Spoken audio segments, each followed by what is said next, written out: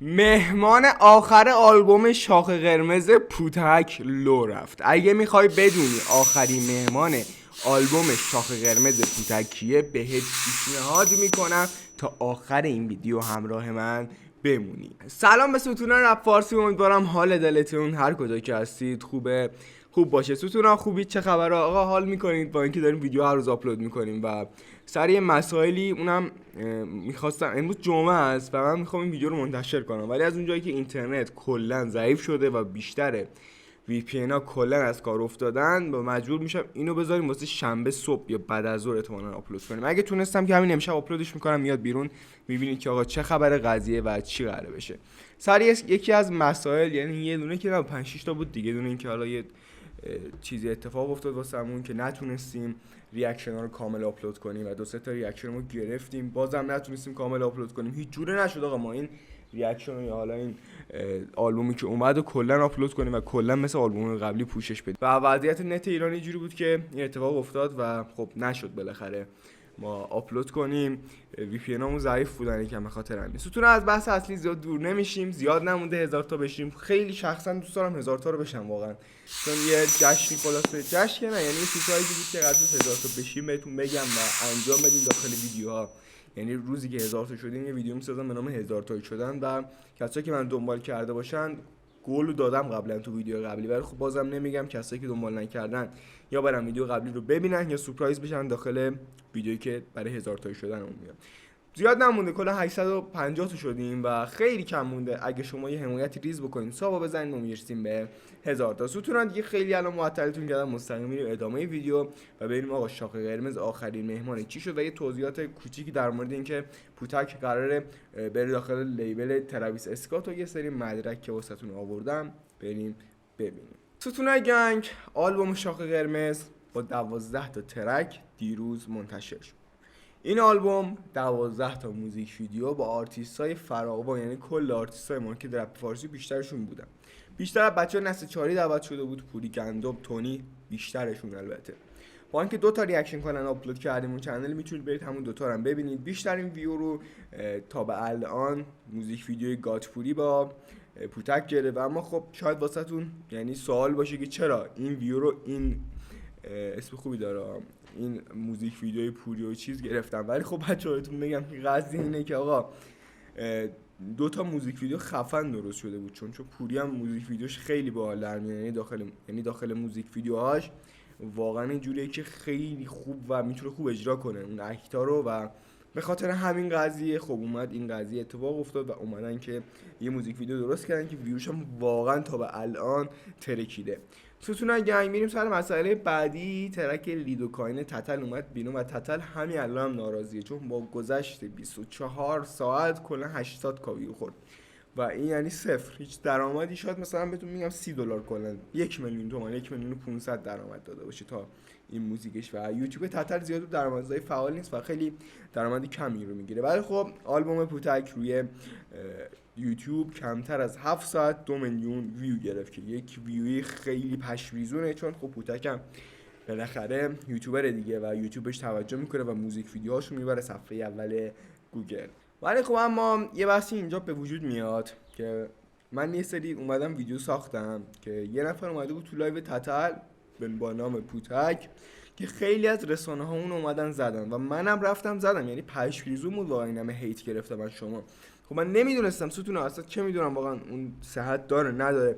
من به عنوان یه رسانه میام بهتون خبر رو میگم، تو خیلی از ویدیوام میگم که آقا نمیدونم خبر صحت داره نداره، چون خیلی از خبرا رو ما میگیم یهو میبینیم پشمام این خبر صحت داشت، واقعی بود و همه فکر میکنن الکیه، همه فکر میکنن الکیه. اون زمانی که کپ که حسین میخواست بیاد، یادتونه یه همین صفت اومد 2 تا هی گذاشت، خب مثلا همه فکر کردن که آره تو داری دروغ میگی، شایعه میسازی، اصلا حسین قرار نیست ترک بده یا خیلی چیزای دیگه که شما گفتید ولی واقعی بود. یعنی من رفتم دیدم گفتم آها بابا این واقعی جدیه، اصلا هیچ دشواری نداریم به قول معروف. یعنی واقعی بود. موزیک اومد بیرون، حاشیه بود دیگه بالاخره، یا خیلی حاشیه‌های دیگه مثل اینکه پیشرو باشه، خیلی خیلی حاشیه زیاد، مثلا اینکه حاشیه بود که یاد حسین قراره بیاد. خب من رفتم حاشیه رو، یاد هنوز نیومده و فقط یک حاشیه بود، تمام شد و رفت.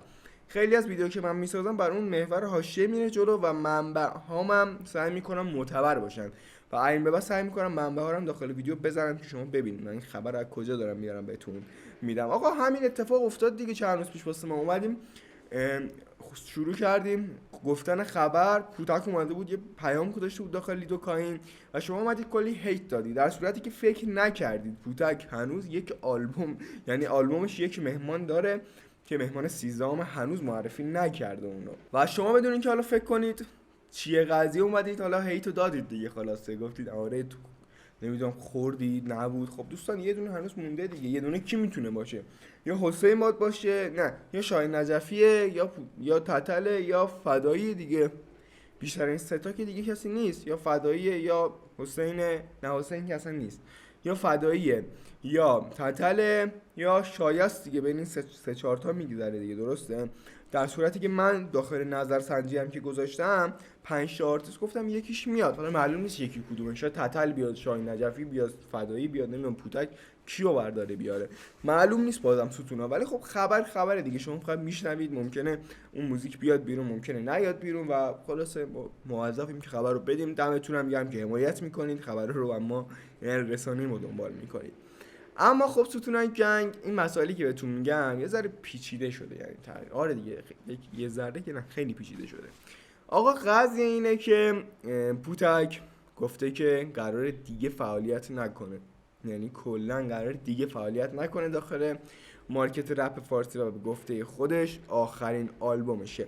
یکی از شما خیلی نظر قشنگی داد، گفت آخرین آلبومشه، ممکنه سینگل ترک هم بده، گفته آخرین آلبومه. بله خب ممکنه، ولی احتمال زیاد کلا دیگه صنعت موسیقی رپ فارسی خداحافظی میکنه و کلا میره و بیشتر داخل مارکت خارجی یا انگلیسی قرار فعالیت بکنه. اما مسئله که اینجا وجود داره این که احتمالاً میره تو لیبل ترویس اسکات. من هنوز نتونستم مقاله کامل از اون لیبل رو حالا به دست بیارم و اون لیبل حالا مثلا ببینم چیه شرایط ورودیش، ولی یه ذره سرمون وقتمون خالی تر شد و خبرها رو گذاشتیم چنل و همه ریاکشن ها، کلا ویدیو این هفته رو آپلود کردیم.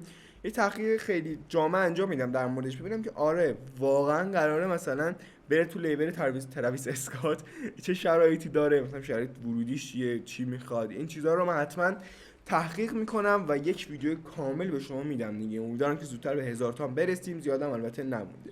و مهمان آخر آلبوم به نظر شخصی من میتونه تتل باشه، جدی دارم میگم، چون لیدو کاین تتل اومد و حمایت نشد و به احتمال خیلی خیلی خیلی زیاد امین تتلو 13مین آرتیست آلبوم شاخ قرمز پوتک میتونه باشه. آلبوم خوبی بود، باحال بود، وایب موزیک ویدیوهاش خیلی گاز بود. من شخصا خودم خیلی حال کردم با موزیک ویدیوهاش، با اینکه بعضی از موزیکاش مثلا یه خورده ضعیف‌تر بود و یه چیزی که از پوتک می‌خواستم که از کسایی که ریاکشن میرن حمایت کنین، جدی دارم میگم. خب داداش بردا چقدر مگه ریاکشن میرن کنن؟ 30 تا 40 تا کانالن دیگه، 100 تا کانال که ریاکشن شدن 100 تا برن البته، ولی خب اونایی که میبینی ویو میگیرن یا اولین نفر میان ریاکشن رو میذارن، کاش ازشون حمایت میکردی. واقعا این واقعا اون انگیزه رو میداد به ریاکشن کارا. حمایت کردن کاری نداره، اون لینکو بردا بزن داخل کانال تلگرامت، نمیخواد اصلا یوتیوبت هم بزنی. البته بازم وظیفه پوتک نیست و همین که اهمیت میده ریاکشن کارا نگاه میکنه. کامنت چیزی واسه بچهای ریاکشن کارا میذاشتی که حداقل دلشون خوش بود واقعا به اینکه آلبوم ریاکت کنن. دمش هم گرم، البته هیچ کپی رایتی نخوردیم. بیشتر آرتیست‌ها همشون کپی رایت میزدن، تتل سری میزنه دیگه. خیلی از آرتیست‌های مارکت رپ فارسی من ریاکت میکنم سری کپی رایت رو میچسبونم پلوش، ولی پوتک اصلا کپی رایت نزد و درخواست اینم داشت که اگه کپی رایت خوردید دایرکت بدید، سری خیلی زود بردارم کلا کپی رایت رو.